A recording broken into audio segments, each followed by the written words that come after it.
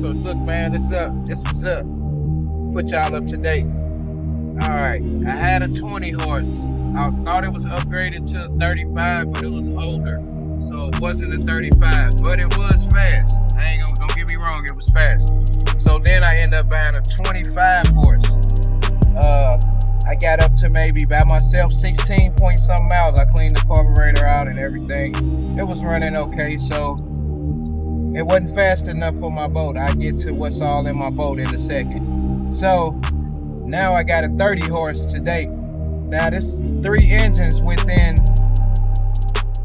like a week, man, a week's time, or a couple weeks time. So I'm gonna update y'all on how this 30 run. I got it started, it's running. Yeah, I needed a motor mount, I got that fixed.